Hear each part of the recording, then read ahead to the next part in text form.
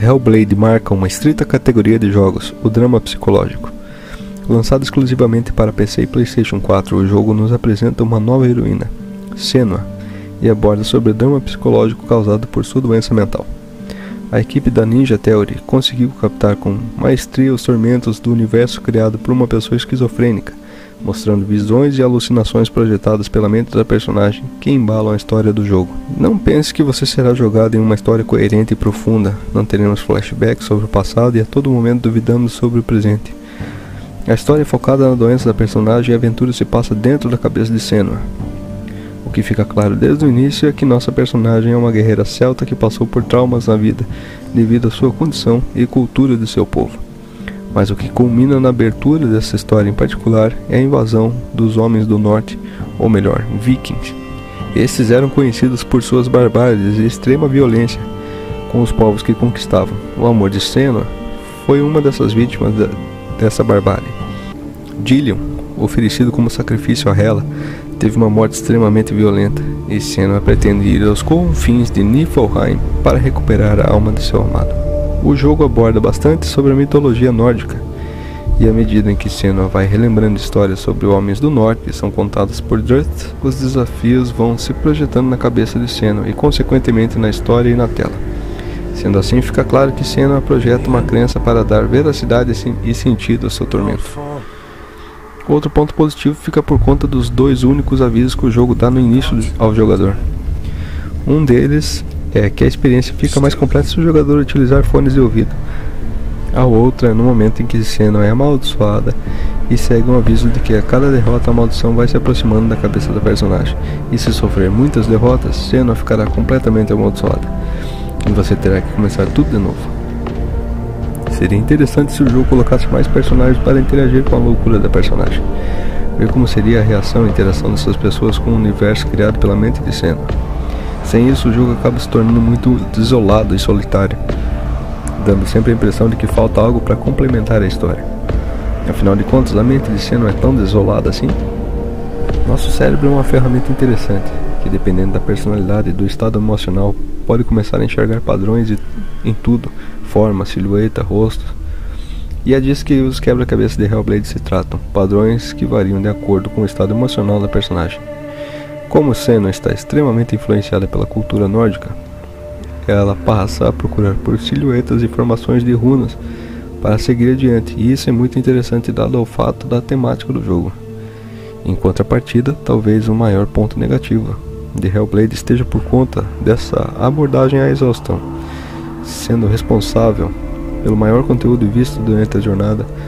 Os quebra-cabeças, apesar de no início serem interessantes e muito bem elaborados, acabam se tornando enfadonho e por final irritante, uma vez que você seleciona um para abrir uma porta e o leva a outro quebra-cabeça semelhante, e assim segue até o final da jornada. Outro ponto que pode fazer alguns jogadores torcerem o nariz fica por conta dos combates, menos presentes na jornada do que o drama e os quebra-cabeça. Não temos nada mais do que dois botões de ataque, um de defesa e um de desvio. Só é dado falta do HUD após a primeira batalha, o que pode fazer com que jogadores menos experientes recorram ao menu de esquema de botões para que possam seguir em frente. Isso também faz o jogador notar que o jogo não faz a menor questão de dar dicas ou tutoriais sobre a jogabilidade, e sim dias em que jogos praticamente pegam o jogador pelas mãos e os conduzem até o final é um ponto muito positivo. Há pouca variedade de inimigos e durante as batalhas eles nunca ocupam um grande número na tela. A câmera sempre trava em um único inimigo, e como a posição está sempre em zoom acima dos ombros de Senua, em determinados momentos o esquema de câmera pode atrapalhar a jogabilidade, principalmente se você estiver encurralado entre os inimigos e a parede. O destaque fica por conta dos chefes, que exigem uma abordagem um pouco diferente durante a batalha, por se tratarem de algum trauma da personagem a ser superado. Assim sendo, não basta apenas partir para a violência, já que eles vão tentar te confundir, te emboscar e serão muito mais fortes, impedindo qualquer ataque pequeno de sua parte. O jogo utiliza a Unreal Engine 4 e isso é garantia de gráficos soberbos e bem detalhados. As expressões e movimentos são muito bem idealizados, os cenários possuem características únicas e detalhes, principalmente na iluminação.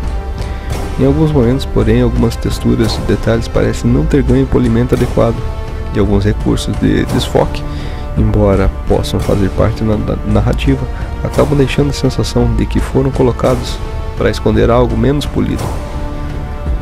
Há problemas de colisões em alguns cenários também, principalmente em cenários fechados, em que é possível ver através das paredes em algumas situações. Nada, no entanto, que comprometa a experiência única que o jogo permite. Senua é muito bem trabalhada. Suas ações e expressões são uma combinação perfeita entre uma das melhores engines do mercado e a captura e a atuação de Melina Jurgens, junto com a equipe do jogo. Uma das características mais positivas do jogo fica por conta do som. Deixa destacado que é importante que o jogo seja experimentado com fones de ouvido, uma vez que as vozes na cabeça da personagem nunca cessam, e sendo assim elas ficam na sua cabeça também.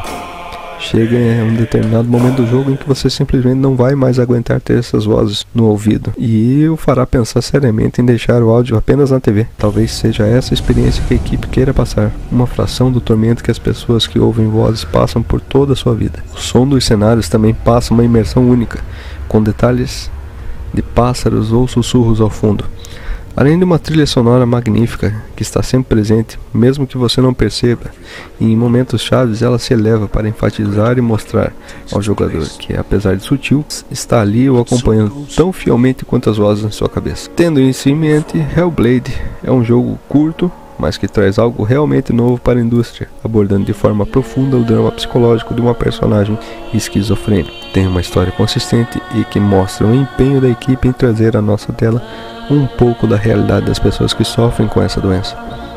Hellblade tem pouca duração, quebra-cabeças repetitivos e sistema de batalha simples, mas inova com a abordagem na resolução dos problemas e tenta compensar suas poucas horas deixando o jogador por conta própria, desde o início, evitando cair no pecado de outras produtoras em pegar o jogador pela mão e conduzir até o final da história.